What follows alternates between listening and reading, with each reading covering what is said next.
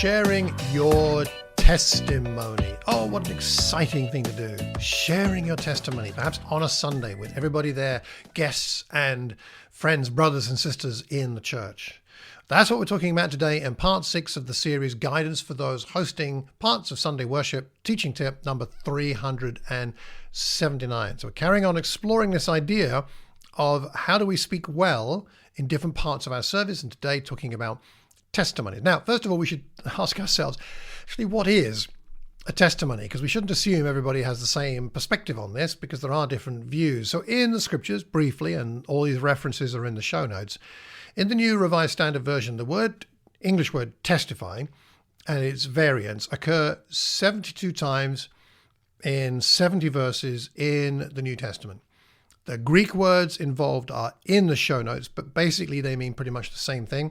To testify, to declare solemnly, to bear witness, to suffer martyrdom, to testify, to bear witness, to witness against, possibly as well. But all in all, when you put all those together, and I've given you some references in the scriptures, all in all, the emphasis of those situations is to talk gladly and boldly about the work of God in your life, on a personal level, to talk gladly and boldly about God's work in and through you. That's a testimony.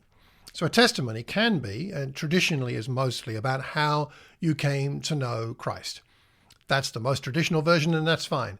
But it also can be about how you've personally seen God's work in your life in some area that isn't directly connected to your salvation. So that's what a testimony is or can be. So with those principles in mind, let's consider a few tips. Number 1 is make it personal.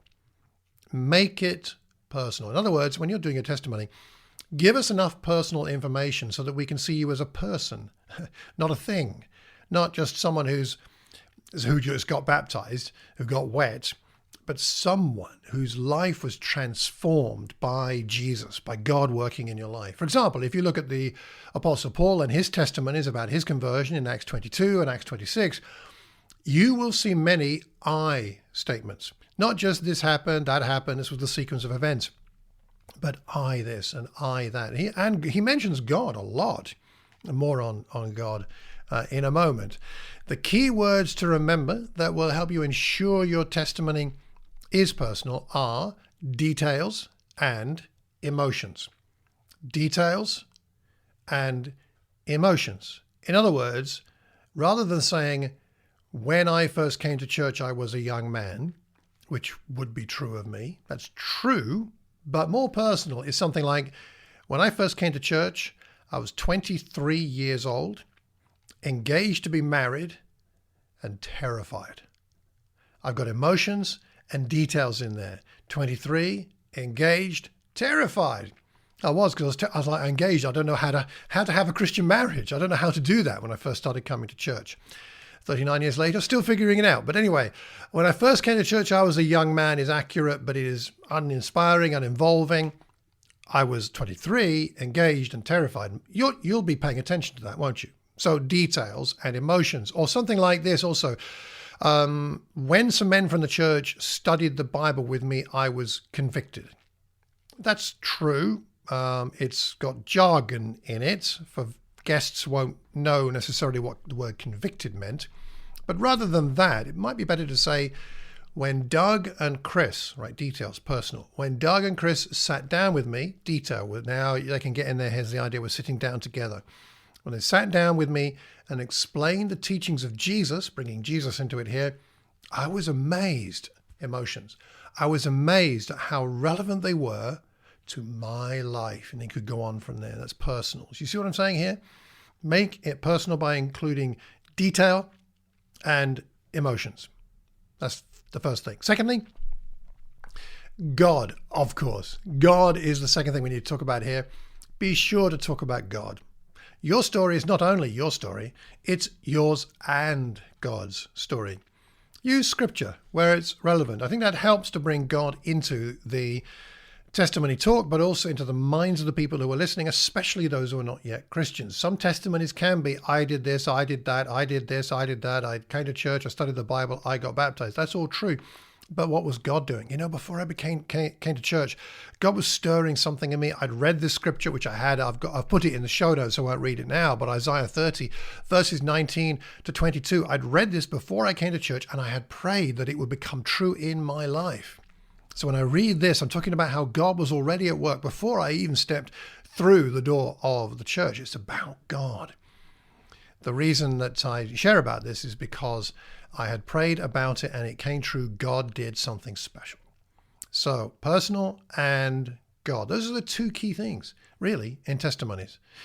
Some questions for reflection and discussion if you're working through this with a group of friends. I wonder, what do you think makes a testimony powerful? What makes it more than just a dry recitation of events and facts? What makes it powerful?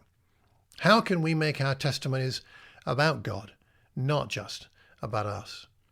And as you prepare your testimony, and if you haven't done your testimony, why not volunteer? Ask the person leading the church, if it's not you, could I share my testimony one Sunday or on one occasion?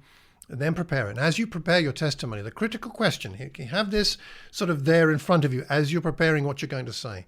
The question is simply this: how can I, in doing my testimony, how can I help everyone present to grow in their awe at the power and grace of God? Because we want it again to be about God. How can I help everybody grow in their awe at the power and grace of God? And summarizing, I have written and recorded on this topic previously, and you'll find some useful tips at the link I've put in the show notes. So have a look there. I based them on a book, which I read a while ago, which I found very helpful. And I will just wrap up with a challenge of the week. So this is your challenge for the week. Next time you have an opportunity to share your testimony, aim for these 3 goals. Let me give you 3 challenges, right? 3 goals for your next testimony. Number 1, make it short. Leave people wanting more. Maybe 5 minutes or less. Make it short, make it personal, and make it about God. See what happens. Next time, we're going to explore speaking at the Lord's Supper. So please do add your comments on this week's topic about testimonies. We learn best when we learn in community, so leave your comment publicly where we can all see it. If you'd like to, please do consider joining AIM UK and Ireland for faith-building teaching. The link is in the show notes.